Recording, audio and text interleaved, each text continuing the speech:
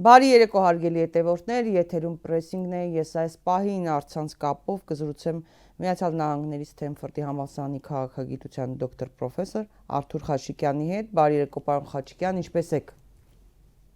Բարև ձեզ, շատ լավ, շնորհակալ եմ։ Պարոն Խաչիկյան, չենք խոսել ընտրությունների մասին,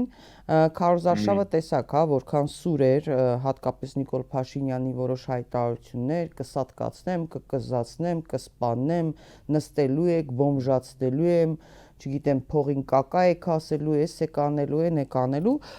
եւ նաեւ մեղադրում էր հիմնական տեխնացուներին, վարչապետի տեխնացու կուսակցության առաջնորդներին, քաղաքական ուժերի առաջնորդներին, որոնք մասնակցում էին ընտրություններում, այս կամ այն երկրի գործակալ լինելու մեջ, մասնավորապես մի երկրի էր վերագրվում, Ռուսաստանի գործակալ շպիոն են, էսեն, են, դրա մեջ էր մեղադրում։ Առաջին բանը շատ կոշտ արձագանքը եղավ նաև Ռոբերտ Քոչարյանի կողմից, որ նրան համբալ անվանեց, իհարկե նախահարձակը եղել էր հենց ինքը Փաշինյանը, եւ Գագիկ Ծառուկյանը, որը հայտարարեց, որ ով որ ինձ շպիոն է ասում, կամ պիտի ինձ գնդակահարեն, եթե ապացուցվեց, որ ես շպիոն եմ, կամ պետք է ինձ գնդակահարեն, թող գնդակահարեն, եթե չէ, ով որ սուտ է ասում, եթե չապացուցեցին, գցելու եմ իմ ворց առյուծների վանդակը։ Հետապնդումները տեսակ ինչ եղավ, նաև արդյունքները ինչպիսին եղան, ինչպես գողացան ամբողջ վարչական ռեսուրսը օգտագործելով։ Խնդրում եմ ասեք, կողքից դրսից ինչպես է երևում այս պատկերը, ինչ է տեղի ունենում Հայաստանում։ Գիտեք, ժամանակ կար, երբ որ ես կարծում էի, որ պետության մեջ, պետական գործիչների պահվածքի մեջ եւ քուչի բազարի մեջ ինչ որ տարբերություն պետք է լինի։ Բայց այդ ժամանակը անցավ, նայելով մեր այդ նախընտրական արշավին, այդ բոլոր հայոյանքներին, սպառնալիքներին, իր այդ կեցվածքին, մարդկանց վրա գոռալուն, մարդկանց ձերբակալելու, միայն նրա համար, որ իրենց հարց են տալիս, համաձայն չեն իր հետ, ձերբակալել, սպառնալ, ասել դուք ինչու չեք մեռել, այսպիսի բան որևէ ուրիշ երկրում ես չեմ տեսել։ Մենք ինչ որ սպეციფიկ երևույթի հետ գործ ունենք։ Պարզ է, որ դա արվում է նրա համար, որպեսզի հաջողացնել այն մարդկանց, ովքեր ուզում են բոլորից վրեժ լուծել, դե երևի ինչ որ տրավմաներ ունեն իրենց կյանքում կամ անհաջողություններ ունեն եւ իհարկե բոլորն էլ մեղավոր են դրա մեջ, ուրիշներն են մեղավոր, նրանք ուզում են այո, նրանք ուզում են տեսնել այդ գլադիատորների հին Ռոմում հիշում եք, չէ՞ որ գլադիատորները իրար սպանում են, ժողովուրդը հաճույք է ստանում։ Նրանք հիմա հաճույք են ստանում, տեսնելով թե ինչպես են 70 տարեկան մարդուն, որը ոչ մի դիմադրություն չի ցուցաբերում, գցում գետնի վրա։ Մի մարդուն, որը այսքան մարդկանց, ես ոչ մի կապ չունեմ իր հետ, երբևիցե չեմ հանդիպել, բայց որքան եմ հասկանում եմ, շատ բարեգործ, բարերար մարդ է, Հայաստանում շատերին օգնել է, եւ տարբեր մարդկանց եւ տարբեր մարզիկներին, որոնք ցավոք սրտի լրացին, դա մի քիչ արժանապատիվ ձևով չփայեցին, դա իրենց գործն է։ Սա, գիտեք, սա ընտրարշավ չէր, սա ինչ որ քուչի կռիվ էր, հայոյանք էր, լեզվակռիվ էր, ռազմիրատ էր։ Սա նման չէր որևէ ցիվիլ երկրի ընտրական արշավին, այսպեսի բան չէր լինի, եւ դուք տեսաք, որ միանգամից նա անցավ ռեպրեսիաների եւ տերորի, ինչպես մենք երկար ժամանակ զգուշացնում էինք, որ այս մարդը ամեն ինչ անելու ընտրություններից հետո փորձելու չեզոքացնել ընդդիմությունը։ Չի կարելի ասել, որ որևէ կողմը հաղթեց։ Իդեպ ես ընդդիմության հետ էլ որևէ կապ չունեմ։ Ցավոք սրտի նրանք փոշիացրեցին ձայները, ասում են մեկ մոտ 150,000 ձայն, եթե ես ճիշտ եմ հիշում։ Այդքան անգամ մենք խնդրեցինք, որ նրանք դա չանեն, իրենց 1.5%-ով չգնան, գնացին, փոշիացրեցին։ Մասնակցեն ընտրություններին, այո, չփոշիացնեն ձայները, նրանք դա արեցին, ոչ մեկին չլսին։ Այո, չլսեցին ոչ մեկին։ Հետո տարբեր ուրիշ սխալներ գործեցին կարծիքով այդ ընտրացուցակները շատ մեծ հարցականի տակ էին։ Դա իրենց գործն է։ Ի վերջո ոչ ընդդիմությունը, ոչ այս իշխանությունը չկարողացան 100%-ով հաղթել, որովհետև իշխանությանը չհաջողվեց, չնայած այդ մասսայական ընտրակաշառքների, չհաջողվեց ստանալ սահմանադրական մեծամասնություն, ընդդիմությանն էլ չհաջողվեց փոխել իշխանությունը։ Պետք է ասել, որ ես վերջերս նայում եի այդ մասսայական ընտրակաշառքները, նրանք մեղադրում են ընդդիմությանը, որ կեն օգտագործել։ Ավելի մասսայական ընտրակաշառք, քան ընտրություններից մի երկու ամիս առաջ մարդկանց բյուջեի հաշվին թոշակները բարձրացնել եւ բժշկական օգնություն ցուցաբերել, որը ճիշտ է, շատ ճիշտ է, բայց պետք է արվի ոչ թե ընտրություններից առաջ, այլ այս 5 տարվա կամ այս 8 տարվա ընթացքում։ Դա ընտրակաշառք է, եւ ես նայեցի Միացյալ Նահանգներում կա հատուկ հոդված, որով սա համարվում է քրեական հանցագործություն։ Օգտագործել հասարակական միջոցները ընտրարշավի համար, ընտրություններից առաջ։ Նույն հոդվածը կա Ֆրանսիայում, Գերմանիայում եւ ուրիշ եվրոպական երկրներում։ Դուք իրավունք չունեք օգտագործել հասարակական միջոցները, պետական միջոցները ձեր ընտրարշավի համար, բայց դա տեղի ունեցավ մեր աչքերի առաջ։ Եվ երբ որ նրանք մեղադրում են ընդդիմությանը ընտրակաշառք բաժանելու մեջ, դա մի քիչ ծիծաղելի է։ Ոչ միայն դա, նաև այդ առողջապահական ապահովագրության համակարգը, որը անընդհատ պետական միջոցներից, պահուստային ֆոնդերից գումար է, միլիոններ են, միլիարդներ են ներարկվում, որ չպայթի հանկարծ, բայց արդեն իսկ լրջագույն խնդիրների առաջ են կանգնած, չի բավականացնում ոչ գումարները, բուժ հաստատությունների աշխատակիցներն են լուրջ դժգոհություններ արտահայտում, այսինքն սա արդեն իսկ ձախողված մի մեծ փուչիկ էր, որը արեցին եւ պետական միջոցներն էին մսխում իրենց քարոզարշավի նպատակներով։ Բացի դա, պարոն Խաչիկյան, պետական ամբողջ համակարգը, ապարատը, իրավապահ, դատական համակարգը, այս ամեն ինչը փաստորեն ամբողջ վարչական լծակները ծառայում են մեկ մարդու եւ դարձել են վրեժխնդրության գործիք։ Ես առիթ ունեցել եմ ասելու, որ Նիկոլ Փաշինյանը իր տեսակով այնպեսին է, որ ինքը փորձում է բոլորին իրպես փչացնել, որ չկարծեք, մենակ ես եմ ես փչացածնու, հա, բանը, այս տեսակը, հա, ճշտամին, տեսեք, դուք էլ եք սա։ Եվ ովքեր որ նրա հանձնարարությունը կատարում են, իրենք դառնում են Նիկոլ, հա, այսինքն դա Նիկոլ Փաշինյանի համար շատ կարևոր մի բան է, փչացնել ամեն ինչ։ Սպորտսմեն կլինի, որը վախից ձայն չի հանում։ Գագիկ Ծառուկյանը տասնյակներով եւ ոսկե մեդալներ եւ բրոնզ եւ բան բերել է, հա, այս երկրին եւ աջակցել է սպորտսմեններին։ Երբ որ նրանք չեն արձագանքում, իրենք դառնում են Նիկոլ եւ սրա հետևանքը հետագայում ավելի ծանր է լինելու, հա։ Երբ որ վախի գործոնով պայմանավորված ռիսկ չեն անում աջակցել, օրինակ ասել, ես ինչ եք անում այս մարդու հետ։ Կապ չունի Գագիկ Ծառուկյանն է, Պողոս Պետրոսյանն է, դիմադրել է, այս ինչ եք անում։ Ամբողջ պետական համակարգը փաստորեն իրավապահ, դատական, հա, որտեվ SMS-ով վճռներ են կայացնում, հրահանգներ է իջեցնում, ծառայում է մեկ մարդու վրեժխնդրության համար որպես գործիք։ Այո, մենք դրա մասին խոսել ենք, այնպիսի տպավորություն է, որ որոշ մարդիկ սեփական ազգից վրեժ են լուծում, մուռ են հանում, մանավանդ այլ մարդկանցից, ովքեր ինչ-որ բանի հացել են իրենց կյանքում, կամ այդ ворց բառը նա մի քանի անգամ օգտագործել է, նա նեղացած է այդ տղամարդուց, տղամարդավարի իրենց պահող մարդկանցից, արժանապատվություն ունեցող, հաջողված մարդկանցից, նա ինչ-որ վիրավորվածություն ունի, վիրավորված է։ Եվ նա իրանցից մուռ է հանում, նա վրեժ է հանում մեր ժողովրդից եւ կայացած մարդկանցից։ Դրա համար այսպիսի հաճույքով իր հրամանով գերներ են գցում Ծառուկյանին։ Լավ, առյուծը ինչ էր արել, այդ կենթանիներն ինչ էին արել։ Կներեք, սրա մասին էլ խոսենք։ Ուրա այս կենթանասերների աշխարհ կար, հասարակական կազմակերպություններ կային, գրանտակեր, ուր են միջազգային կառույցները, ասենք, սպանում են ոչ միայն մարդկանց, օրինակ ինչպես մահվան հասցրեցին Արմեն Գրիգորյանին, Մանվել Գրիգորյանին, գեներալ Մանվել Գրիգորյանին, հղի կնոջը Սոնա Մնացականյանին եւ որևէ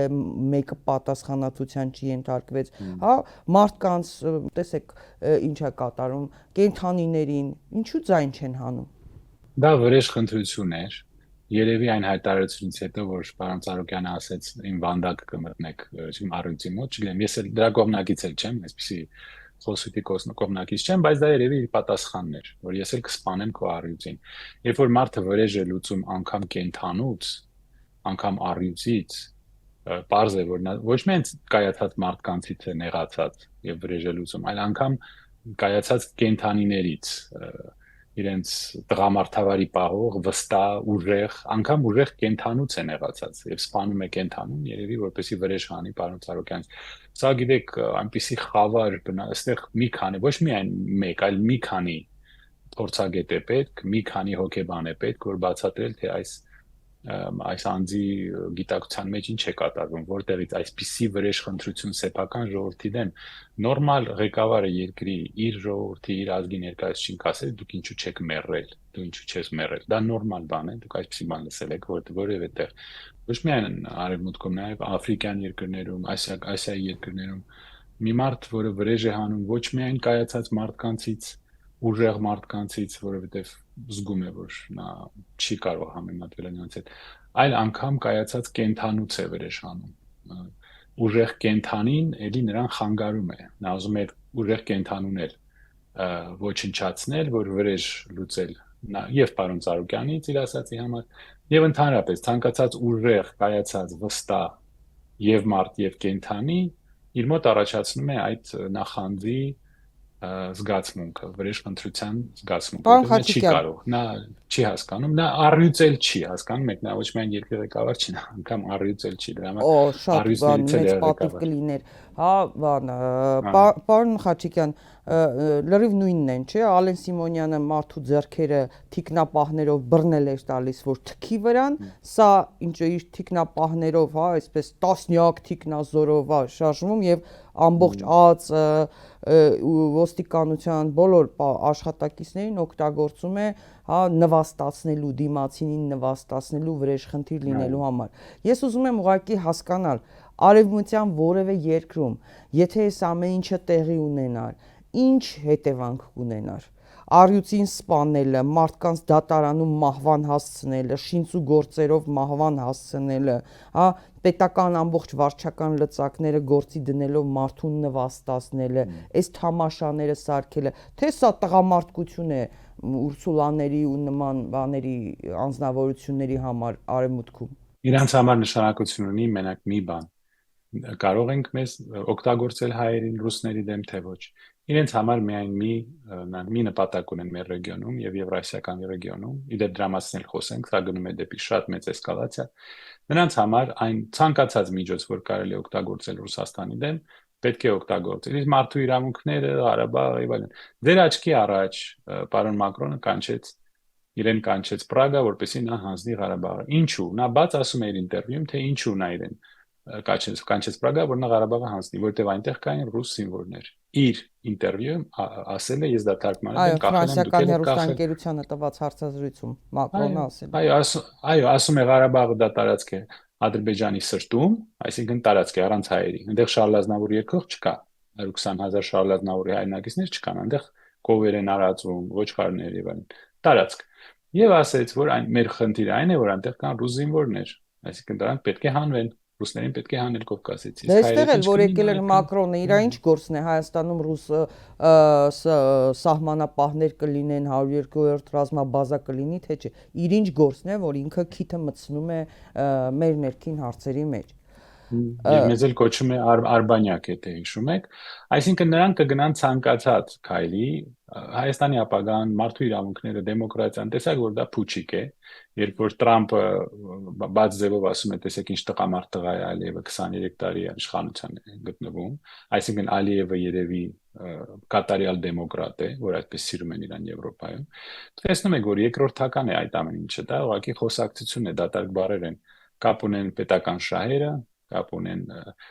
ռազմական հարաբերությունները, պետական ստրատեգիական հարաբերությունները, ոչ թե խոսույթը մարդու իրավունքների մասին եւ արևմտյան արժեքների մասին։ Մենք դա ձեր մոտ 5 տարի փորձում ենք բացել։ Պարոն Խաչիկյան, ես նկատում եմ արդեն տարբեր երկրներում բացահայտ դիմադրություն է մարդկանց մոտ առաջանում, իրենց գործող իշխանություններին անվանում են պատերազմներ հրահրող, պատերազմներ բերող, քաղաքացիների աշխատանքը վաստակած գումարները պատերազմի նպատակով օգտագործող, ես տեսնում եմ ինչ մեծ դիմադրություն է, որովհետև մարդկանց հարկերը բարձրացնում են, հետո ասում են, բանա, պետք է զենք առնենք տանք Ուկրաինային, հետո ուկրաինացիներին ասում են մինչև վերջին ուկրաինացին պետք է մեռնի, զոհվի, հա, Բորիս Ջոնսոնների պես։ Իդեպ վերջերս էլ օրենք են ընդունել, որ զորակոչի տարիքի ուկրաինացիներին թույլ չեն տալու, որպեսզի դուրս գան երկրներից, այսինքն փակելու են այդ մարդկանց, ասեն պիտի մեռնեք, հա, այդպես է ստացվում։ Ես ուզում եմ Աստղերեն խոսեք այո։ նաև այդ եվրոպական երկրների, որովհետև եվրոպացիները հո եվրոպական արժեքների հետ ինչ կապ ունեն կայակալասները, ուրսուլաները, չգիտեմ, մակրոնները եւ այլն, Շարլ Միշելները, այդ հասարակական դժգոհություն կա այս երկերեսանի երեսպաշտությունից արևմտյան։ Ճիշտ է, որ բողոքի բաներ են հասունանում։ Այո, հասունանում են։ Իդեպ նշեմ, որ նրանք ցանկացած ձևով օգնում են Ուկրաինային Ռուսաստանի դեմ եւ հիմա դա գնալով ավելի սուր է դառնալու իրենց տեսակ ՆԱՏՕ-ի համաժողովը, հանձնաժողովը բանում Անկարայում, ժողովը գագաթնաժողովը, այո։ Անկարայում, այո, գագաթնաժողովը այդ բառն եմ անգալ շնորհակալ։ Գագաթնաժողովը Անկարայում նրանք մեկ անգամ եւս հաստատեցին, որ երկարատև բախման են պատրաստվում Ռուսաստանի հետ եւ Ռուսաստանը նույնը արել։ Տեսեք, ցանկացած ձևով Ուկրաինային օգնում են։ Այն ինչ որ իրենց աչքերի առաջ 120,000 հայ էթնիկ զտման ենթարկվեց եւ Եվրոպարլամենտը դա ընդունեց, դա իրենց համար կապ չունի։ Նրանք դրանով չեն զբաղվում։ Պաղեստինում արդեն չգիտեմ, երևի մի 100,000 անմեղ մարդ արդեն զոհվել է։ Պաղեստինը որևէ կապ իրենց համար չունի։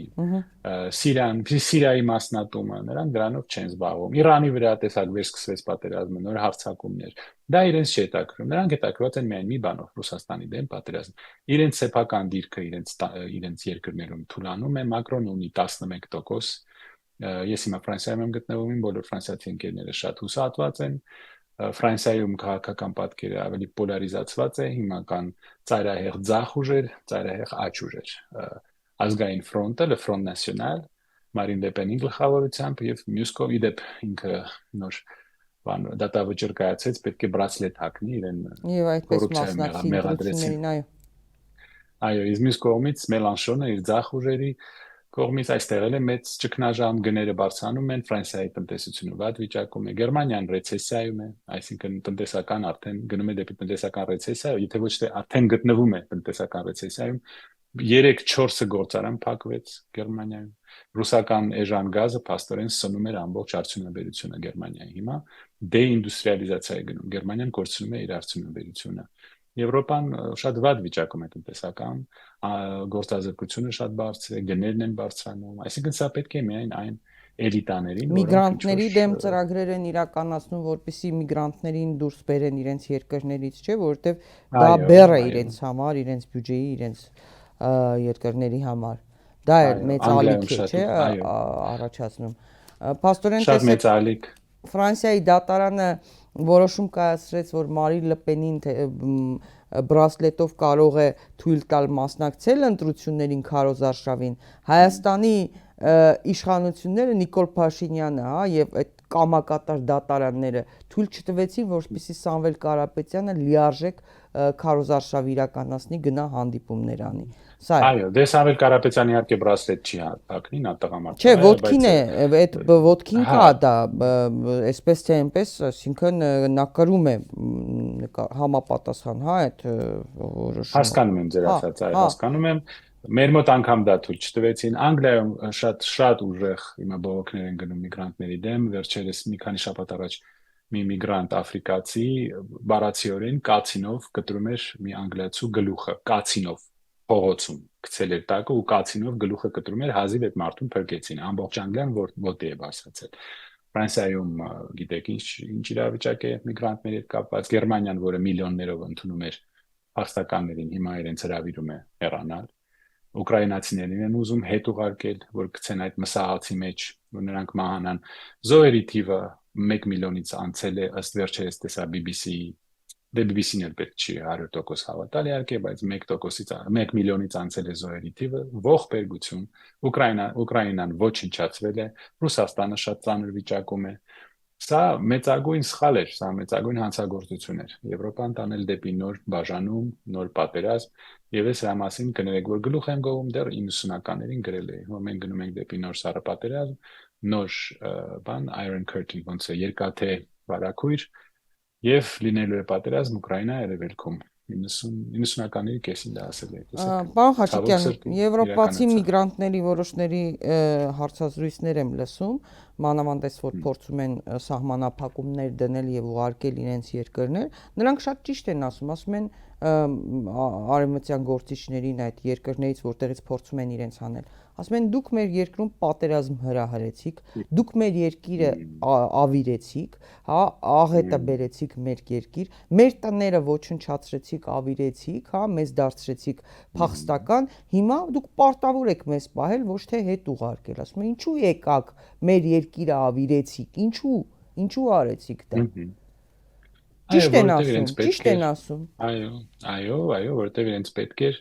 հակառուսական պլացդարմ ստեղծել Ուկրաինայում։ Իդեպ ասեմ, որ հիմա սրընթաց ձևով մենք գնում ենք ավելի լայնածավալ պատերազմի, Ուկրաինային ուզում են պատենտ տրամադրել, թե արդեն տրամադրել են Patriot հոպի հրթիռները արտադրելու համար։ Ուկրաինան շուտով արդեն ունի իր բալիստիկ հրթիռները եւ շուտով արդեն լայնածավալ ձևով կարող է օգտագործել բալիստիկ հրթիռները, արդեն 3000 կիլոմետր խորության վրա հարվածել են Օմսկում նավթա մշակման այդ գործարանին, այսինքն խորքում, Ռուսաստանի խորքում, ասել են դեպի Ուրալ, բալիստիկ հրթիռներ, դրոններ, Ուկրաինան ինքը իր սեփական տեխնոլոգիաներն է զարգացնում, Արևմուտք Ուկրաինային օգնում է, այնտեղ ստեղծվում է մեծ ռազմաարդյունաբերական կոմպլեքս, որը փաստորեն ՆԱՏՕ-ի եւ Արևմուտքի բոլոր հնարավորությունները օգտագործում է Ուկրաինա տարածքում, այսինքն եղավ ճիշտ այն բանը, որից ուզում էին խուսափել ռուսները։ Հակառակը ստացվեց։ Իդեպ շատ է հիմա քննարկվում միջազգային փորձագետների կողմից, այդ թվում հատկապես Սերգեյ Կարագանովն է այդ գաղափարի կրողը, որը խորհրդատվություն է ժամանակին տվել եւ Ելցինին եւ Պուտինին, ես լսում էի իր եւ Միրշայեմերի զրույցը, նա պնդում է, որ Ռուսաստանը նույնիսկ ուշացել է եւ պետք է միջուկային զենքին դիմի, որպիսի եվրոպական այդ երկրները, մասնավորապես Գերմանիան, զսպեն իրենց եւ կարողանան հա, այսինքն այդ կանխեն հետագա քայլերը, հակառակ դեպքում ասում է դա նոր աղետներով է լի։ Դա լուրջ չէ, այդպիսի բան ասել է լուրջ չէ եւ ես չեմ կարող ասել, որ հիացած եմ այն մարդկանցով, ովքեր խորհուրդ են տալիս Մոսկվայի ղեկավարությանը, որտեղ այս պատերազմը, այսպիսի պատերազմ չէր կարելի վարել, չէր կարելի այսքան կամ պետք է դա չանել, պետք է չանեին եւ պետք է խաղաղ ձևով հարցը լուծեին, ես միշտ կողմնակից էի այս հարցը խաղաղ ձևով լուծել, Ուկրաինայի տարածքը ապահովել, Ուկրաինայի եվրոպական միտումները ընդունել, բայց այնպես անել, որ դա ուղղակի սպառնալիք չներկայացնի Ռուսաստանի համար։ Դա կարելի էր անել շատ հեշտ։ Դիվանագիտությունը հենց դրա համար է։ Բայց ցավոք սրտի խառնվեց Արևմուտքը, խառնվեց Բորիս Ջոնսոնը, թույլ չտվեց, որ ինչ-որ համաձայնագիր ստորագրի կամ ստորագրելուց հետո Մինսկ առաջին Մինսկ երկուսն էլ եղավ, երկուսն էլ խախտվեցին, եւ Ռուսաստանը իր կողմից իմ կարծիքով որոշ սխալներ թույլ տվեց այս պատերազմում։ Սա ողբերգություն է, սա պետք է որքան հնարավոր է շուտ կանգնի, բայց այս ճանապարհով մենք գնում ենք դեպի էսկալացիա, եթե սկսեն արդեն փոխանակվել հրթիռային հարվածներ Ռուսաստանի կողմից եւ Ուկրաինայի կողմից, սա կարող է վերահսկողությունի տակից դուրս գալ եւ նրանք կարող են դա անգամ չկարողանալ կանգնեցնել։ Ինչ վերաբերվում է միջուկային սպառնալիքներին, նրանք այդտեն չեն աշխատում, միջուկային այդ բանը զսպումը, ես ասել եմ դրա մասին, էրոզիա է ենթարկվել, այսինքն մարդիկ այլևս չեն վախում միջուկային զենքից, երբ որ կարծեմ 50-ական թվականներին էր արքա ռումբը, ցար բոմբան, սովետական միությունը, որը օգտագործեց, կարծեմ 50 մեգատոն բան է, թվերը կարող է խառնում են, բայց նայեք, բանում Նովայա Զեմլայում օգտագործեցին այդ ռումբը եւ 1000 կիլոմետր հեռավորության վրա պատոհաններ էին ջարդվում այդ ուժից եւ որոշ գիտնականներ ասում էին, որ ճեղք է առաջանալու երկրագնդի մեջ այդ հարվածից հետո։ Եվ դրանից հետո իհարկե որևէ մեկը չէր ուզում խաղեր խաղալ սովետական միության հետ կամ ինչ-որ կատակներ անել սովետական միության հետ։ Բայց այդ էֆեկտը հիմա արդեն չկա։ Միջուկային զենքից չեն վախենում, երկու կողմերը սպառնում են միմյանց միջուկային հարձակումներով, սա ռեալ չէ, սա լուրջ չէ, բայց այսպիսի ճանապարհով, եթե հիմա Ուկրաինան սկսի բալիստիկ հրթիռներ օգտագործել Միացյալ Նահանգներից եւ Եվրոպայից բոլոր իրենց տեխնոլոգիական հնարավորությունները սկսի օգտագործել Ռուսաստանը, պետք է կամ հանձնվի, որը նրանք չեն անի, կամ պետք է կտրուկ գնա էսկալացիայի։ Դա է ասում, այսինքն ընդհանուր մինչև միջուկային զենքի կիրառման։ Կարող է հասնել այո, ցավոք սրտի։ Ամեն դեպքում այսքան տարի պատերազմում է ամբողջ աշխարհի դեմ։ Ես հիշում եմ տխրահռչակ Վիկտորիա Նուլանդը Բայդենի վարչակազմում էր երբ որ ամերիկացիները նրան ասում էին, ինչու եք մեր հարկերը բարձրացնում, ինչու եք մեր գումարներով պատերազմ հրահրում, զինում Ուկրաինային, բաներ, որպես արդարացում ամերիկացի ժողովրդին ասում էր, տեսեք, մենք այո այդ գումարները տվել ենք այդքան այդ Զելենսկիներին, որոնք կոռուպցիայի մեջ, բան են եղել եւ օֆշորային զոնաներում միլիարդներ են կուտակել։ Վիկտորիա Նուլանդը ամերիկացիներին ասում էր, տեսեք, մենք այդ գումարները տվել ենք, բայց զենք ենք վաճառել, նորից այդ գումարը բերել ենք մեր երկիր։ Հանգստացնում էր ամերիկացիներին, հա։ Տեսեք, պարոն Խաչիկյան, այս ընթացքում Հայաստան պատերազմ շարունակում է ու արդեն բավական լուրջ պատերազմ է տեղի ունենում Ռուսաստանի հետ, Ռուսաստանի դեմ։ Այն ինչի մասին, այո, բազմիցս, չգիտեմ, հարյուրավոր անգամներ խոսել եք դրա վտանգների մասին։ Վերջերս նաև հայտնի է, Վլադիմիր Պուտինը չի շնորհավորել, այդ թվում Չինաստանը չի շնորհավորել Նիկոլ Փաշինյանին ընտրությունների կապակցությամբ երկու կարևոր դերակատար երկրներ մեր տարածաշրջանում, չափազանց կարևոր դերակատարներ, հա։ Նիկոլ Փաշինյանը քանիցս փորձել է եւ դիվանագիտական ճանապարհով արտգործնախարարության միջոցով եւ այլ ադմինիստրացիաների միջոցով փորձել է որևէ ձևով հանդիպում խնդրել Պուտինից կամ հեռախոսազրույց ունենալ, նրան իգնոր են անել, արհամարել են, մինչ օրս որևէ պատասխան չի տրվել։ Նա գնաց Եկատերինբուրգում այդ բանին մասնակցեց, միջոց ցուցահանդեսին ինչ-որ, իհարկե որպես խոսնակ չէ, ուղղակի ինչ-որ հանդիպում ունեցավ, ի դեպ հարգելի հետևորդներ, մեր աղբյուրների հավաստմամբ չափազանց կոշտ զրույց է տեղի ունեցել մոտ 10 րոպե տևողությամբ Ռուսաստանի վարչապետ Միշուստինի եւ Նիկոլ Փաշինյանի միջև։ Եվ ասում են, որ Նիկոլ Փաշինյանը պնդել է, որ ինքը գնալու է Եվրոպա, եւ Միշուստինը պատասխանել է, գնում եք, գնացեք, շատ ավելի կոշտ բառեր են ասում, բայց ես դա չեմ հնչեցնի,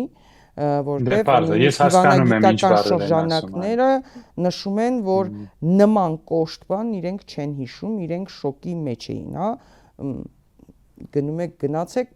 բազմակետ մի խոսքով։ Հիմա դե ես գիտեմ, երևի 3 տարի մասին է խոսքը։ Այստեղ հիմա մի հրճվանք, Ռուսաստանն է կորցնողը, Ռուսաստանն է կորցնելու, մենք գնում ենք Եվրոպա, Ուրսուլան եկել է ասել է, որ ազատականացնում է հայաստանյան արտահանումների 80%-ը, հա, դեպի բան են գնալու, Եվրոպական միության, հեսա Փարիզն են գրավել, այդտեղ տեղյակ են, որ հեսա եվրոպական, Փարիզում եք, չէ՞։ Հիմա Փարիզում եմ, ես փողոց դուրս որ մեր գյուղատնտեսական ապրանքները հեսա ողողելու են իրենց շուկաները, պարոն Խաչիկյան, որ մաքսատուրքերից ազատում են, հեսա մեր վարդերը գնում են Եվրոպան գրավեն, չգիտեմ, մեր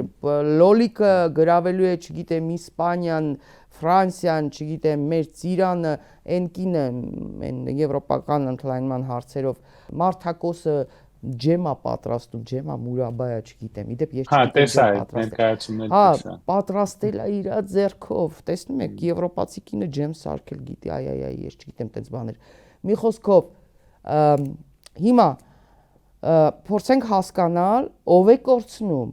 ստեղ ասում են ժողովրդին, Ռուսաստանն է կորցնելու, հեսա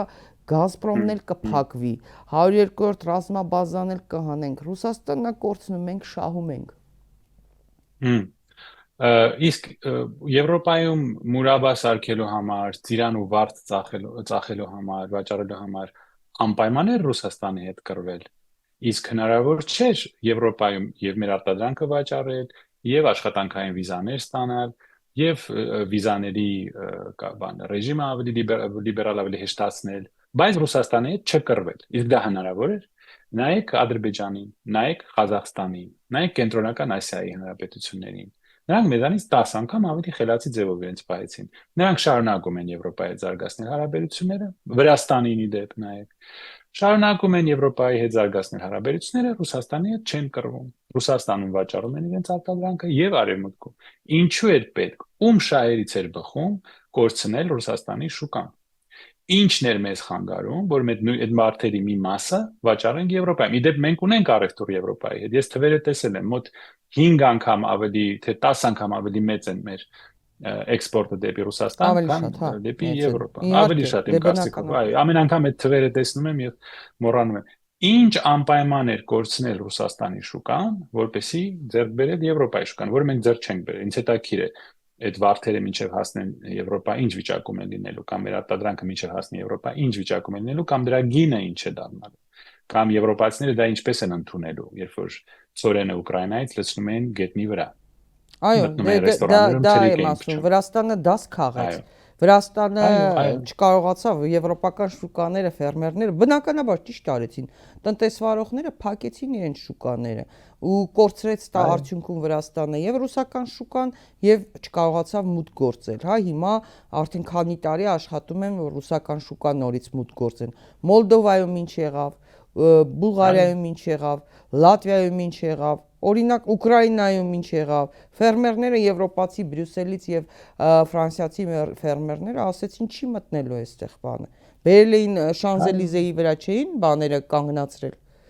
Կաթի այո, մեքենաները, տրակտորները, թրիքը մեքենաները, բան այո, այո։ բերել էին, ասել էին չի լինելու, չեն մտնելու մեր շուկա։ Դե այո, որովհետև նրանք էլ են ուզում ապրել։ Նրանք էլ են ուզում ապրել։ Գիտեք ինչ, Տիկին Սերյանը, մենք շատ անգամ սրա մասին խոսել ենք։ Եթե ուզում են փորձեն, թող փորձեն։ Ես դեմ չեմ, թող վաճառեն։ Ես ինչու պետք է ընդդիմանամ սրան։ Խնդրեմ, եթե դուք կարծում եք, որ կարող եք փող աշխատեք եւ Եվրոպայում վաճառեք ձեր արտադրանքը, արտադրեք եւ վաճառեք, ես կողմ եմ։ Միայն իմ համար անհասկանալի է Ռուսաստանից կտրվելը ում շահերից էր բխում, որովհետեւ դա հաստատ մեր շահերից չէր բխում։ Մեր գյուղացին ինչ խնդրեմ ունի Ռուսաստանի հետ։ Ոչ մի խնդրեմ։ Մենք ինչու պետք է կռվենք ռուսների համար, եթե այնտեղ 2 միլիոն հայ է ապրում, այնտեղ վաճառում են մեր էքսպորտի, կարծեմ արդեն թվերը մոռացել եմ, բայց 50%-ից ավել է։ Թե 90%-ը որոշ արտադրանքի 90%-ը գնում է դեպի Ռուսաստան։ Ում շահերից է բխում Ռուսաստանի հետ կռվելը։ Միայն մի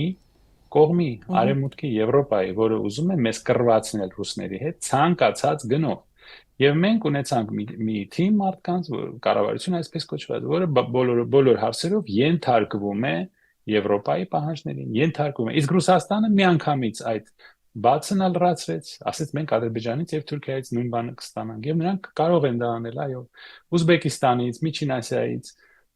Թուրքիայից, Ադրբեջանից, ուրիշ երկրներից նույն արտադրանքը կարող են ստանալ եւ մենք մեր տեղը ռուսական շուկայում, չգիտեմ երբ կարողանանք հետ բերել։ Ում շահերից է դա բխում։ Հաստատ մեր ժողովրդի շահերից չէր բխում։ Ինչ վերաբերում է Միշուսինի արտահայտությանը, ես մոտավորապես պատկերացնում եմ ինչ բառեր են օգտագործվել, շատ ցավում եմ, որ մեր ներկայացուցիչի հետ այդպես խոսում են։ Դե ռուսաց լեզուն շատ հարուստ լեզու է, որոշ արտահայտություններ իհարկե բավականին կտրուկ Հա, են։ այո, հետևանքները կրելու են քաղաքացիները։ Պարոն Խաչիկյան, տեսեք Ուրսուլա ֆոն դեր Լայենը եկավ, ասաց 50 միլիոն եվրո Եվրոպական միությունից գալու է Հայաստանին, որպեսզի հեշտացնեն հայկական գյուղմթերքի արտահանման ընթացակարգը, հետո ինչ որ գրանտային ծրագրերի մասին էր խոսում, որպեսզի փոխհատուցեն փակեն բերանները որոշ ժամանակով գյուղացիների, հա, այսպես որպեսզի հեշտացնեն, չգիտեմ, ինչ որ ծաղիկները կարողանան որ չեն կարողանում արտահանեն, փոխհատուցեն կամ որոշ գյուղատնտեսական ապրանքները, բայց ես նայում եմ Ուկրաինայում հիմա ընդ որում Զելենսկու եւ նրա թիմակիցների շուրջ բավական սկանդալային փաստերով են հեղեղվում միջազգային արևմտյան մամուլը եւ գործեր են հարուցվում եւ ես լսում եմ հարցազրույցներում նաեւ Ուկրաինայի նախկին պաշտոնյաներ եւ եվրոպացի տարբեր մեկնաբաններ նշում են ինչպիսի միլիարդներ են կուտակել այդ թվում օֆշորային գոտիներում տարբեր դրսի արևմտյան բանկերում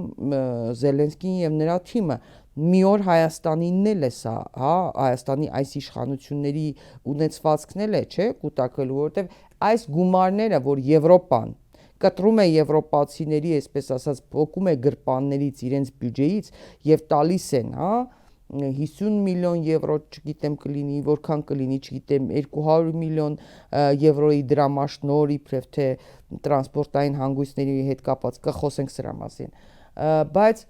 դրանք չեն վերահսկվում, չէ, այդ գումարները։ Օրինակ չենք իմանալու, չէ, չգիտեմ, Նիկոլ Փաշինյանն հաշվին ինչքան է նստել, Աննա Հակոբյանի հաշվին, Ալեն Սիմոնյանի։ Իդեպ Ալեն Սիմոնյանն ասեցի, հիշեցի։ Հայաստանյան լրատվամիջոցներից մեկը գրել էր հրապարակը, որ ՔՊ-ական բարձրաստիճան պաշտոնյաներից մեկը վերջերս դիմել է Միացյալ Նահանգների Լոս Անջելեսյան հայկական մաֆիոզ շրջանակներին, ավտորիտետներին, որպեսզի իրենց աջակցեն խոշոր գումարների օրինականացման հարցում։ Թերթը չէր գրել իհարկե թե ում մասին է խոսքը, ասել էր, որ դեռ կպարզեն կներկայացնեն, բայց որոշ տելեգրամյան ալիքներ գրում են, որ խոսքը Ալեն Սիմոնյանի մասին է, չգիտեմ որքանով է դա համապատասխանում իրականությանը, բայց ինչևէ, այսինքն պարզ է, չէ, որ այդ գումարները եվրոպացիները, որ իբրև դրամաշնորհ տալիս են, չի վերահսկվում որևէ ձևով։ Հետո թե ում հաշվի վրա ինչքան են նստում, այդ փշրանքները կրճոններով ինչպես են գցելու մեր գյուղացիների, քաղաքացիներին, հա, այսպես ձենները կտրելու համար, հա, ծպտուն չհանելու համար, բայց պայթելու է, չէ, պատմությունը Զելենսկունը դուք էլ եք տեսել վստահաբար, թե ինչ ահռելի միլիարդների մասին է խոսքը։ Այո, արևմտյան վերլուծաբաններ ասում են, որ մոտ 50% արևմտյան օժանդակության օգնության դա բոլորը գնում է դեպի օֆշորային հաշիվներ Ուկրաինայի ղեկավարության, դա շատ կոռումպացված երկիր է ցավոք սրտի։ Մեծ հարց է նախ թե այդ օգնությունը Եվրոպայից ինչքան է տևելու։ Հետո 90 միլիոնը դա մի բան է, բայց մեր արևտուր Ռուսաստանի հետ, եթե ճիշտ եմ հիշում, 4-ից 5 միլիարդ դոլար է, այդտեղ հազարի տարբերություն կա։ Եվ որքան ժամանակ են նրանք շարունակելու մեզ այսպես ասած ադվիլը տալ, որ մենք ցավը չզգանք, ցավազրկող ենք մեզ տանում, որ մենք ցավը չզգանք, բայց որքան ժամանակ է դա շարունակվելու։ Իսկ հետո որ այդ միջոցները գան Հայաստան, ում ձեռքն է դա ընկնելու։ Արդյոք դա լինելու է այս ղեկավարությունը կամ այս ղեկավարության կողքը կանգնած օլիգարխները, որոնք պետք է չլինեին, եթե հիշում եք այն բոլոր խոստումները, որոնք մեզ տրվեցին 18 թվականի այդ հեղաշրջման ժամանակ, ում ձեռքն է դա ընկնելու։ Երևի օլիգարխների, իսկ օլիգարխներից հետո ում ձեռքն է դա ընկնելու։ Երևի այն մարդկանց, ովքեր ապահովում են այս ռեժիմի շարունակությունը, այս օլիգարխների ազդեցությունը։ Օրինակ, եթե մենք հիմա, եթե չէ, արդեն ստանում ենք, չէ, Ադրբեջանից նավթ եւ գազ, դա երևի անելու են որոշ մասնավոր ընկերություններ եւ որոշ օլիգարխներ դրանից ստանալու են մեծ շահույթ։ Եվ այդ միլիոնները երևի մեր գյուղացիներին չեն հասնելու։ Նորից եմ ասում, ում շահերից էր բխում Ռուսաստանի շուկան կորցնելը։ Ինչու՞ չէր կարելի ուղղակի ձեռք բերել նոր հնարավորություններ Եվրոպայում առանց կռվելու Ռուսաստանի։ Ինչպես անում են մեծ մասը նախկին սովետական միության հանրապետությունների մի մասը, մեծ մասը դա է անում։ Մեզ ստիպեցին, որ մենք ենթարկվենք Բրյուսելի, Փարիզի, հնարավոր է Լոնդոնի ճնշմանը։ Եվ մենք զոհաբերեցինք մեր ժողովրդի շահերը իշա Եվրոպայի, ինչպես մենք հանձնեցինք Ղարաբաղը, որպեսզի հաջողացնենք Միշելին եւ Մակրոնին, եւ ինչպես հանձնեցինք Մեղրին։ Իդեպ արդեն այնտեղ ամերիկացիներ են եկել, արդեն պլանավորում են Միջանցքի կառուցումը։ Շնորհավորում եմ ձեզ։ Մի բան էլ ասեմ, ինչեւ չմոռանամ, երեք Իրանը փոխադարձ հարված հասցրեց Միացյալ Նահանգների օբյեկտներին, իրենք ասում են 85 օբյեկտ խոցեցին։ Ամերիկյան օբյեկտ, Մերձավոր Արևելքում, Պարսից ծոցի ռեգիոնում 85 օբյեկտ, 86-րդը լինելու է այդ տրիպ կոչված Զանգեզուրի միջանցքը, երբ որ նա կառուցվի, եթե նա կառուցվի, դա լինելու է հաջորդ թիրախը։ Կներեք, Մեղրիում, որ ասում եմ, ամերիկացիներ են այնտեղ նոր նկատի ունեք, նոր են եկել։ Ես գիտեք, մեկ-մեկ եմ հիմա նորություններ կարդում, ես այսօր կարդացի, որ այնտեղ ինչ-որ պատվիրակություն է եկել եւ ուսումնասիրում է Զանգեզուրի միջանցքի կառուցման այդ հեռանկարը, որը կոչվում են TRIP, այսինքն ինժեներական աշխատանքների երևի հնարավորության մասին, թե ինչպես է դա կառուցվելու, որից հետո մենք ձեր մոտ դա ասել ենք, ըստ պայմանագրի, TRIP-ի պայմանագրի, TRIP-ի ընկերությունը հնարավորություն կունենա երրորդ ուժերին, երրորդ կողմերին եւ երրորդ պետություններին դա հնարավորություն այնտեղ սեփական պրոյեկտներ զարգացնել, subcontract, այսինքն ամեն անգամ այդ բառը մոռանում եմ։ Դե այդ падрядчик էլի վերցնել, այսինքն նրանք կարող են այդ կորիդորի մի մասը, ասենք եթե դուք վերանորոգեք ենթավարձակալություն, այո, այսինքն եթե դուք ձեր տանը վերանորոգում եք ձեր բնակարանը, ասենք դուք ուզում եք նոր կաֆել, դե ինչպես ասում են դուք կաֆելչիկին կանչում եք, արդեն նա առանձին գալիս է եւ ձեր շինարարները կաֆելչիկին են կանչում։ Հիմա այդ կաֆելչիկը լինելու է Թուրքիան եւ Ադրբեջանը, ըստ բրիտանական բանի հետազոտությունների նրանք գրում են մեծ հնարավորություն կա Լոնդոնի տնտեսական ինստիտուտը գրում է մեծ հնարավորություն կա, հավանականություն, որ այդ երրորդ կողմերը լինելու են Թուրքիան եւ Ադրբեջանը, նրանք մեր տարածքով զբաղվելու են շինարարությամբ, նրանք իրավունք են ունենալու, պարոն Կաֆեյանի հետ խոսում ենք դրա մասին, հնարավոր են ունենալու եւ վերահսկել, եւ մենեջմենտով զբաղվել, եւ շինարարական աշխատանքներով զբաղվել, եւ ինժեներական աշխատանքներով զբաղվել, եւ ինֆրաստրուկտուրան զարգացնել այնտեղ, այսինքն սա դառնում է իրենց սեփականություն։ Շնորհավորում եմ ձեզ։ Մենք սրա մասին խոսել ենք, բայց մեր հասարակության մի մասը կարծում է, որ դա ճիշտ է, թող լինի այնպես, ինչպես նրանք ուզում են։ Հարգելի տևորդներ, հիշեցնեմ, որ երեք Ադրբեջանի արտգործնախարար Բայրամովն է որոշ հայտարարություններ արել։ Նա նշել է, որ Ադրբեջանը տեղեկացված է TRIP ճանապարհային եւ երկաթուղային նախագծի ընթացքի մասին։ Մեջբերեմ նրա խոսքը, այս նախագծին աջակցում է Միացյալ Նահանգները։ Միացյալ Նահանգների եւ Հայաստանի միջև բանակցություններ են ընթանում, սակայն TRIP երթուղու մուտքի եւ ելքի կետերը գտնվում են Ադրբեջանի տարածքում, ուստի մեր ամերիկացի գործընկերները մեզ տեղեկացված են պահում, մեզ տեղեկացրել են, որ գործընթացը շարունակվում է, այն ներկայումս գտնվում է փաստաթղթերի պատրաստման փուլում։ Թուրքիայից շատ հաճախ է արտազրույցներ տալիս արձագանքում Ուրալօղլու տրանսպորտի եւ ենթակառուցվածքների նախարարը, նա բազմիցս հայտարարել է, որ Զանգեզուրի միջանցքը արդեն մյուս տարի պետք է ավարտին հասցնեն, իսկ նաեւ հիշեցնեմ, որ Թուրքիայի ազգայնական ուժերից մեկի ղեկավարը Բահչելին, որը Էրդողանի գլխավոր քաղաքական դաշնակիցն է, հայտարարել էր օրերս առաջ, որ Զանգեզուրի միջանցքը դա Թուրանն է, որով թուրքական աշխարհը միավորվում է։ Այն ինչի մասին եւ պարոն Խաչիկյանն է, չգիտեմ, 100 անգամ խոսել, եւ այլ մասնագետներ, արևելագետներ, թուրքագետներ, իրանագետներ, այսինքն բոլորը բացատրել են դրա կործանարար նշանակությունը։ Իսկ հանրային հեռուստաընկերությամբ եւ այլ դրսի դրամաշնորհերով, գրանտներով, արևմտյան գրանտներով աշխատող մեդիա հարթակներից ձեզ անընդհատ հարգելի քաղաքացիներ փորձում են մոլորեցնել, նշելով, որ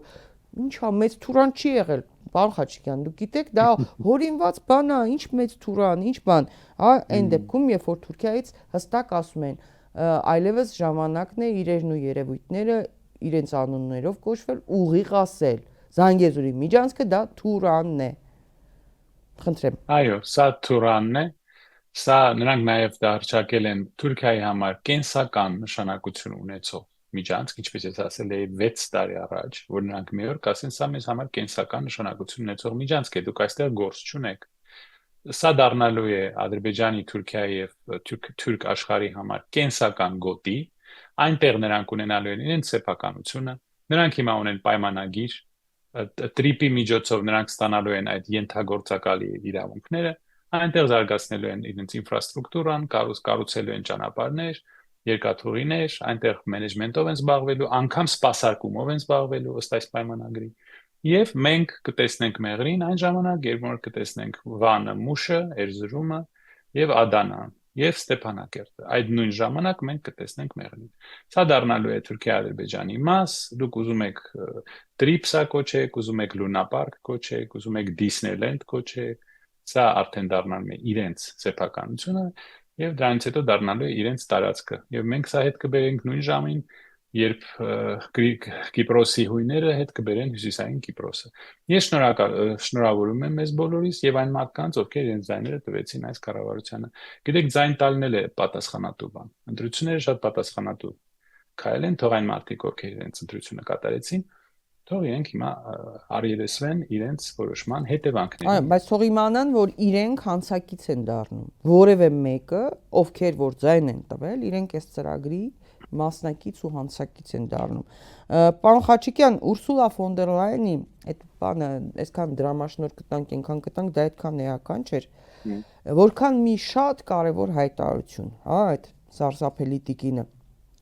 Նա խոսեց Նախիջևանի միջոցով երկաթուղային հաղորդակցության ստեղծման եւ Բաքվի նավահանգստի զարգացման մասին, հա։ Ներկայացնեմ նաեւ հեռուստադիտողին այս ինֆորմացիան։ Եվրոպական միությունը մինչեւ 200 միլիոն եվրոյի գրանտ դրամաշնորհ կհատկացնի Հարավային Կովկասում տրանսպորտային, էներգետիկ եւ թվային կապերի զարգացման համար, հայտարարել է Եվրոպական հանձնաժողովի նախագահ Ուրսուլա ֆոն դեր Լայենը Ալիևի հետ մամուլի համար արված հայտարարության ժամանակ։ բառացի մեջ բերում եմ։ Մենք ունենք Global ցանց, Global Gateway-ը, ներդրումային ծրագիրը, եւ այդ ծրագրի շրջանակներում մենք մինչեւ 200 միլիոն եվրո դրամաշնորհ կհատկացնենք Հարավային Կովկասում տրանսպորտային, էներգետիկ եւ թվային կապերի զարգացման համար։ Սա կարող է հնարավորություն ստեղծել պետական եւ մասնավոր հատվածների կողմից մինչեւ 2 միլիարդ եվրոյի ներդրումներ ներգրավելու համար։ Նախագծերը կարող են ներառել օրինակ Նախիջևանի միջոցով երկաթուղային հաղորդակցության ստեղծումը եւ Բաքվի նավահանգստի զարգացումը։ Հիմա, պարոն Խաչիկյան, արդյոք սա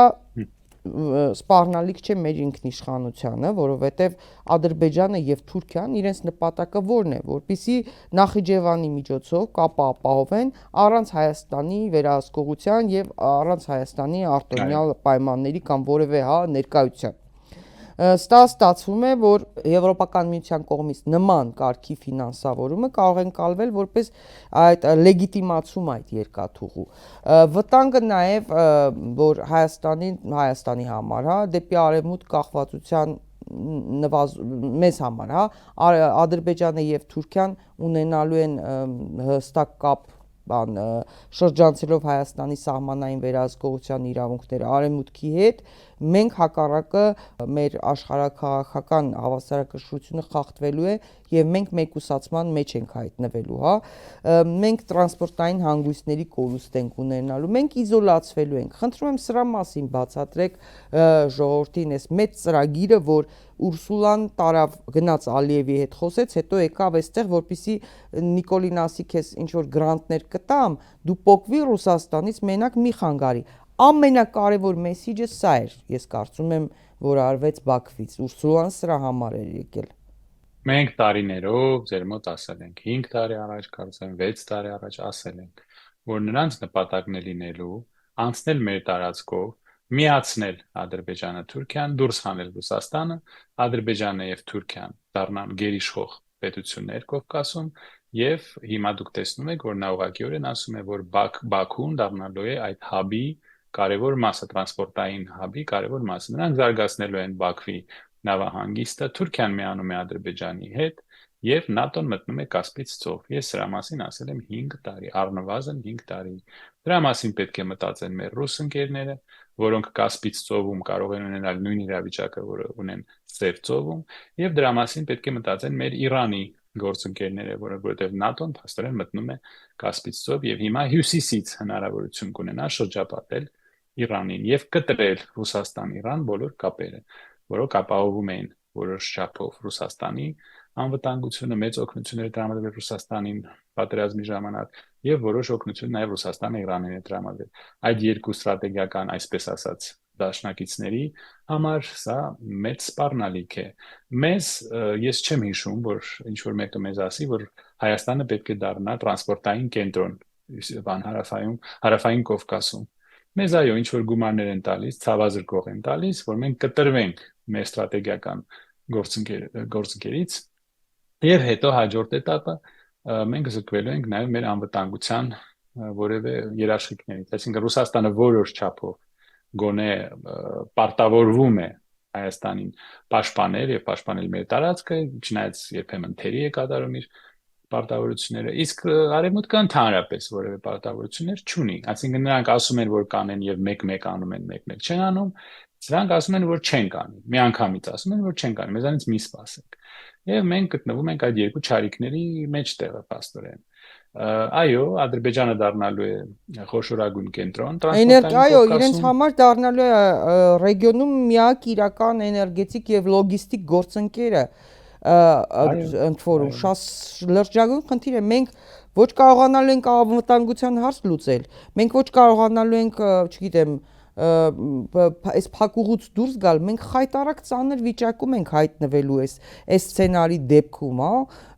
խոսքը հարգելի հետևորդներ, Կարսիկ Դիլուջու երկաթուղու մասին է, որտեվ Ուրսուլան իրականում ձեր լոլիկ բանի վարունգ լոլիկ ծաղիկի համար չէր եկել, այդ գրոշներ են, այն ինչ որ իրենք ստանում են։ Ինքը գնացել է Ալիևի հետ այս երկաթուղու մասին խոսեց պայմանավորվածությունները, ձեռք բերեց, հետո եկավ այստեղ այդ ձեր կոպեկներով, որ բերաններդ փակի, Նիկոլին էլ ինչ է, պետք իշխանություն ունենա, մնացածը ոչինչ։ Այսինքն սա է խնդիրը։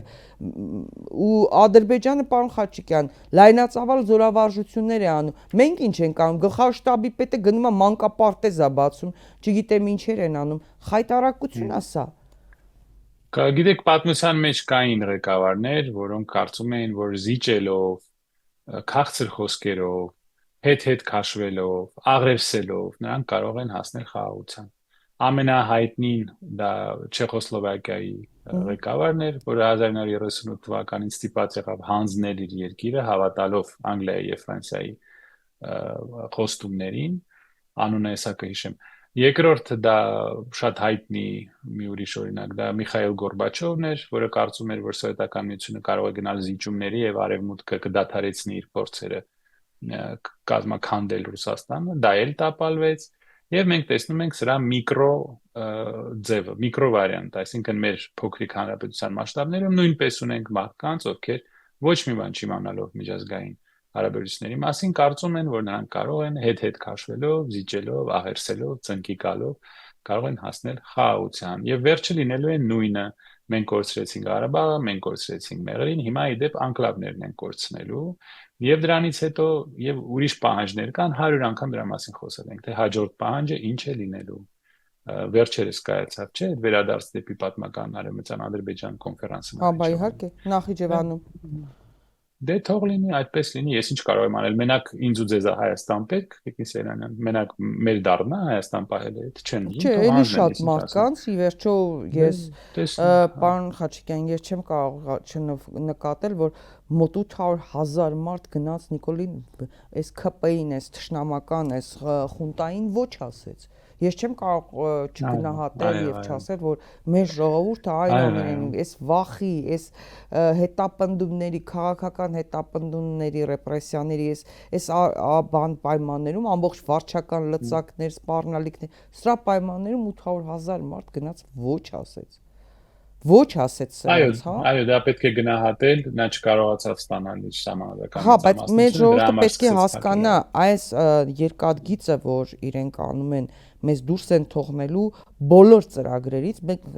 ունենալու ենք 0 նշանակություն։ Դրա համար էլ եկան իշխանության, հիշեցնելու են անընդհատ հարգելի հետևորդներ։ Սրանք հենց եկան իշխանության։ Առաջինը փակեցին Սփյուռքի նախարարությունը։ Տեսեք, Սփյուռքը ոչնչացնում են, եկեղեցին ջարդում են, նոր հարձակումներ է սպասվելու։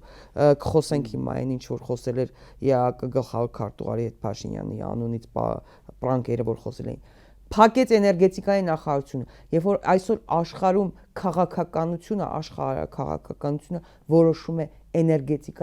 էներգետիկան եւ Հայաստանի էներգետիկայի նախարարությունը սրանք 18-ից այդ գունավոր հեղափոխությունից անմիջապես հետո փակեցին Հայաստանը ատոմական ունեցող երկիր է, ինչպես կարող է չունենալ էներգետիկայի նախարարություն։ Անմիջապես փակեցին Ողնաշարը, ջարդեցին Հայաստանի գյուղատնտեսության, գյուղնախարարությունը փակեցին։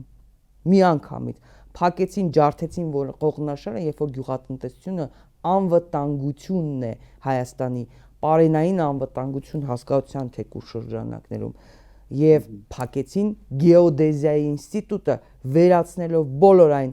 մասնագետներին, ցրելով աշխարհով մեկ այն քարտեզները, որոնք պահպանվում էին, այն ապացուցողական հիմքերը, որ կային գեոդեզիայի ինստիտուտում, հա, տեսեք ինչերը, պարոն Խաչիկյան, հիմա որ նայում եմ, սարսափելի են ինչ են արել ու ինչի համար են արել հիմա, հա, եւ Հայաստանը փաստորեն, Հայաստանը բոլոր տրանսպորտային հոսքերը շրջանցելու են Հայաստանը եւ անցնելու են Ադրբեջանի եւ Վրաստանի տարածքով։ Ընդհանրապես ասելու են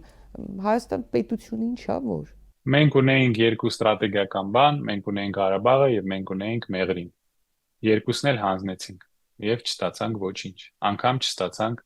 ՆԱՏՕ-ի անդամակցություն, Եվրոմիության անդամակցություն, չստացանք որևէ պայմանագիր մեր սիրելի Ֆրանսիայի հետ կամ Ամերիկայի հետ, որ նրանք մեր դաշնակիցը կդառնան, ռազմաբազա կստեղծեն մեր տարածքում, կերաշխավորեն մեր անվտանգությունը։ Մենք ունենք երկու քարտ, երկու տուզ։ Մեկը Ղարաբաղն էր, որը հանձնելով նա ասաց, որ մենք թող մեր վզին դա ասենք, եւ ասաց, որ Ղարաբաղը հանձնենք, հանգիստ կապրենք։ Տեսեք, այդ մի քարտը հանձնեցինք եւ երկրորդն էլ Մեղրին էր, Զանգեզուրի միջանցքներ, այդ էլ հանձնեցինք։ Մենք այլևս քարտ չունենք։ Մենք հիմա դարանք կարելի ասել ինքնավար հանրապետություն Հայաստանի, Ադրբեջանի եւ Թուրքիայի կազմում, որտեղ ինչ որ ասվում է Բաքվում, հաջորդ օրը իրականացվում է Երևանում։ Սա Թուրքիայի ծրագիրն է, որը նա կատարեց սկզբից մինչև վերջ։ Արարատն են հանում մեր անձնագրերից, ասում են ցեղասպանության մասին այդքան էլ պետք չէ խոսալ, չնայած հնարավորություն կար արժանապատիվ ձևով, ինչ որ ձևով ամերակցության գալ թուրք հասարակության հետ, արժանապատիվ հարգալից ձևով միմյանց հետ խոսալու, որը շատ հնարավոր է, բայց դա էլ նրանք չարեցին, հիմա էլ հարձակում են Սփյուռքի վրա, դա էլ է Թուրքիայի պահանջների ցանկում։ Դե ինչ ասեմ, ամեն ինչ հանձնեցին։ Սա մի կառավարություն է, որը ներկայացնում է Ադրբեջանի եւ Թուրքիայի շահերը Հայաստանում, Հայաստանի ինքնավար հանրապետությունը։ Մենք այլևս սուվերեն պետություն չենք։ Պարոն Խաչիկյան, տեսակ երևի ORT-ն ներկայացրել էր ռուս հայտնի պրանկերների զրույցը, Վովա եւ ինչ էր անունը հիմա չեմ հիշում։ Հա, երկու պրանկերները։ Այո, երկու պրանկերները զանգել էին ԵԱՀԿ գլխավոր քարտուղարին, ազգությամբ թուրք, եւ Փաշինյանի անունից խոսել էին նրա հետ, եւ հարգելի հետևորդներ, Փաշինյանի անունից նրանք այդ Եվրոպայի ԵԱՀԿ գլխավոր քարտուղարից, ազգությամբ թուրքից, թուրք գործիչ օգնություն էր խնդրում Փաշինյանը, որպեսզի կաթողիկոսին հեռացնի, նոր հարձակումների ալիք սկսի, հայ առաքելական եկեղեցու դեմ, ընդ որում խոսվում էր նաև Հայաստանի կրոնափոխության մասին, եւ այդ եվրոպացի պաշտոնյան, բայց ազգությամբ թուրք անընդհատ եմ նշելու, որտեղ ասում էր, որ դիտողություն է արել ԵԱՀԿ դիտորդական առաքելության ներկայացուցիչներին, որ կոշտ գնահատականներ են տվել նաև այս ընտրություններին ընթացքին, սրա մասին խոսենք նաև, եւ իդեպ այս եվրոպական համայնքի գագաթնաժողովը, որ տեղի ունեցավ Հայաստանում, այդ եվրոպացի պաշտոնյան այստեղ էր եւ Փաշինյանի հետ հանդիպում էր ունեցել։ Խոսենք սրա մասին։ Նախ մեր քաղաքացիներին բացատրեք, որ դա ամբողջ աշխարհում լինում է, այդ պրանկները զանգում են եւ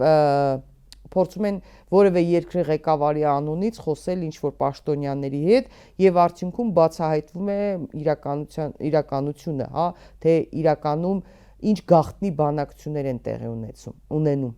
Այո, այդպիսի բաներ արվում են, հիշում եք անգամ Մերկելի հեռախոսն են կարծեմ կոտրել, Մերկելի անունից են խոսում։ Ինչ այդպիսի բաներ ես հիշում եմ, Եվրոպայում այդպիսի բան արվում էր, այո, Ռուսաստանում այս երկու պրանկերները հայտնի են նման բաներ անելու համար։ Հետաքրքիր այն է, որ մենք փաստորեն խոսում էինք, նրանք խոսում էին եվրոպական շատ հեղինակավոր մի ինստիտուտի ղեկավարի հետ, որը բացարձակ մի կողմ դրեց եւ սուվերենության հասկացությունը, երկրի ներքին գործերի մեջ չմիջամտելու նորմը եւ բոլոր այդ եվրոպական արժեքները դնելով մի կողմ խոստանում է, որ նա նախ կդատապարտի այն եվրոպացի դիտորդներին, որոնք դատապարտեցին մեր ընտրությունները, այսինքն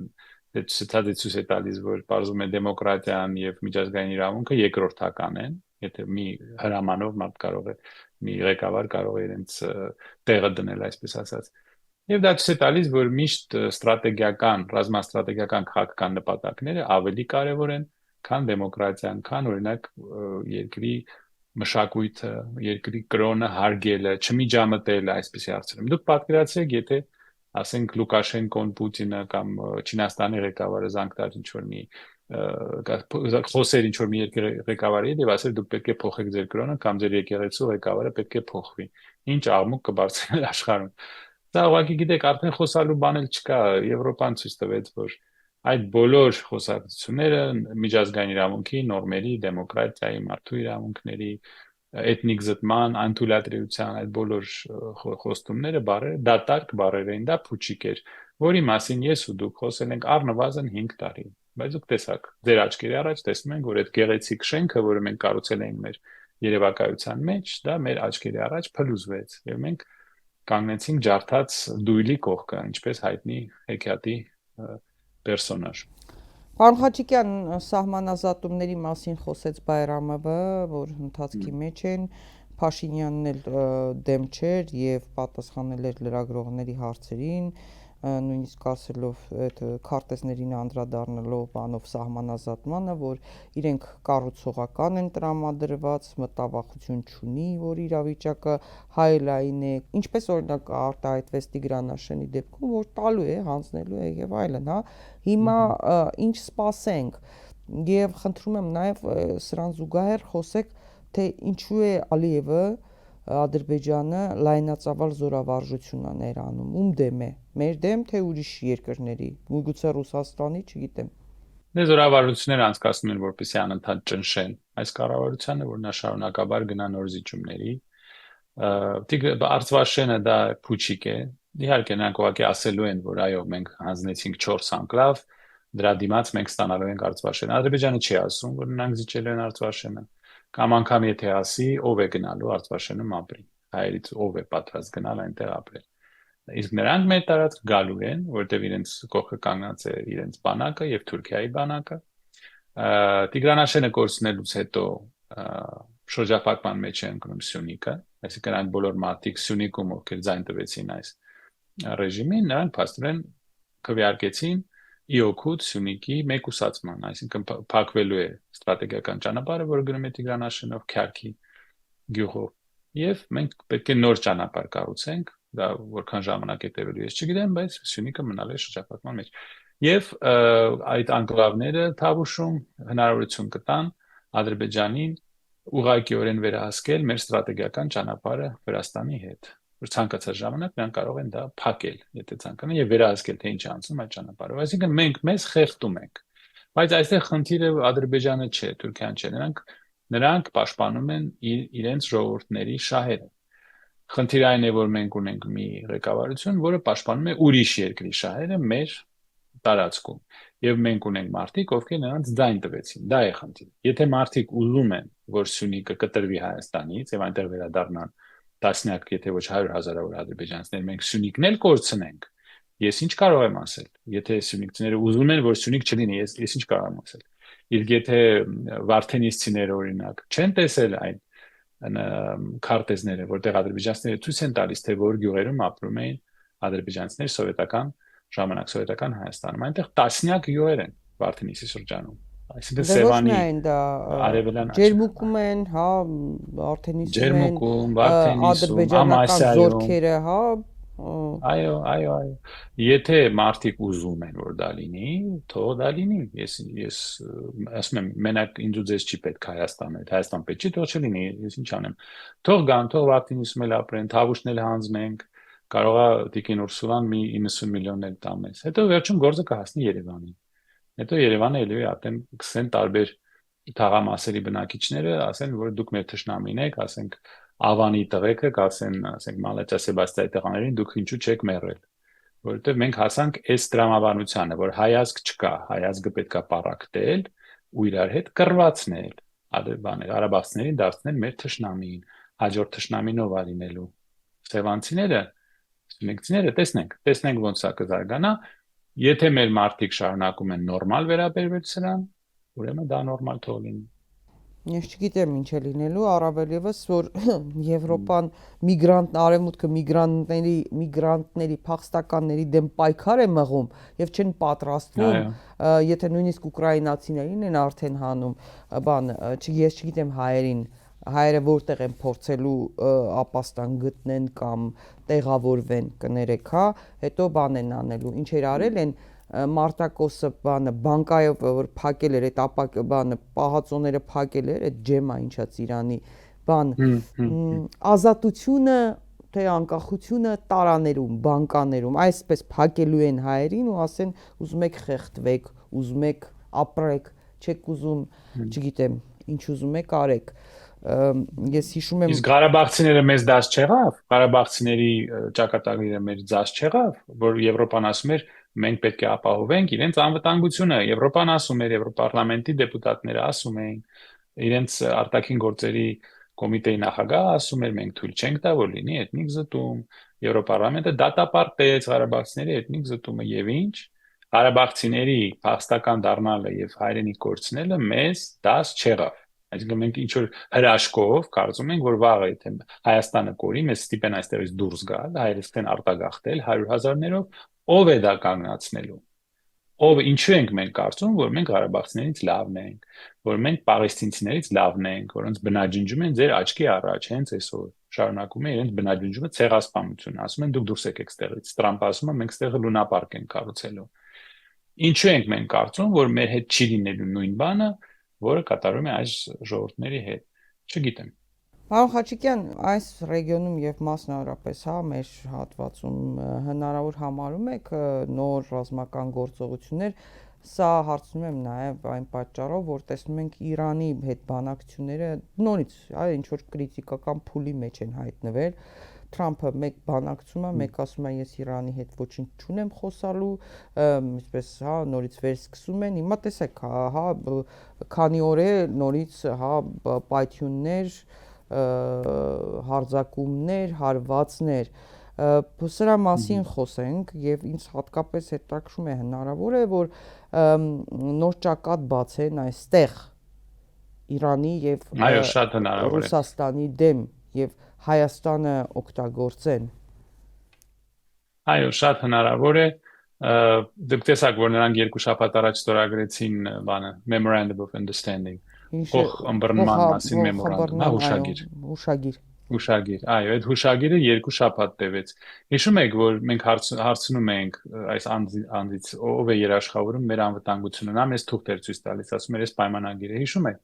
Դե հիմա այդ թուղթը ցույց տվեք իրանցիներին եւ ամերիկացիներին, որովհետեւ երկու շաբաթ առաջ նրանք նույն թուղթը ստացան, այդ Չեմբերլենի թուղթը իրանց հրադադարի ստացել։ Այո։ Միացյալ Նահանգները մեղադրեցին Իրանին, որ նա 3 տանկերի վրա հարձակվեց, հարվածեց 3 տանկերներին Հորմուզի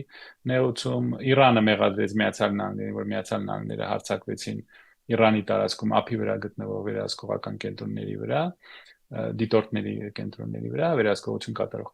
Եվ փաստորեն մենք հիմա զինադադար այլևս չունենք։ Պատերազմը վերսկսվեց եւ ինչպես ասեցի, Իրանը հարձակվեց Հորդանանում ռազմական կենտրոնի ղեկավարության վրա, ամերիկյան ռազմական ղեկավարության կենտրոնի վրա Հորդանանում եւ Բահրեյնում կարծեմ եւ մի ուրիշ Կատարում, Բահրեյնում եւ Կատարում եւ ուրիշ երկրներում սա շարունակվելու է, նրանք նույն բանն են անում արդեն մի քանի ամիս։ Նրանք հարձակվելու են բոլոր ամերիկյան օբյեկտների վրա։ Իսկ մեր տարածքում, եթե մենք կառուցում ենք ամերիկյան մի օբյեկտ, որով փաստորեն կտրվում է Իրանի կապը հյուսիսի հետ, Հայաստանի հետ, Կովկասի, Եվրոպայի հետ, սա սպառնալիք է Իրանի անվտանգության համար եւ սա ռազմական ներկայություն է Միացյալ Նահանգների ռազմական, ասենք եթե դա լինի մասնավոր ընկերություն, ներկայություն է Իրանի սահմանի վրա, հենց սահմանի վրա։ Այսինքն որևէ կասկած պետք չի ունենալ, որ վաղ թե ուշ, եթե այս պրոյեկտը իրականացվի, նա թիրախ է դառնալու Իրանի համար։ Շնորհավորում եմ ձեզ։ Այդ հարցով էլ մենք տապալեցինք մեր ազգային շահերը զոհաբերեցինք, որպեսզի այս ռեժիմը եւ իր արևմտյան տերերը հաճույք ստանան դրանից։ Պարոն Խաչիկյան, այս իրավիճակում ինչ կարող է անել ընդդիմությունը։ Պատերազմը շարունակվում է Ռուսաստանի հետ, այնպես չի որ հայ ժողովուրդը ողջունում է դա։ Անկեղծ եմ ասում։ Այդպես չի, մարդիկ շատերը շատ բան են հասկանում։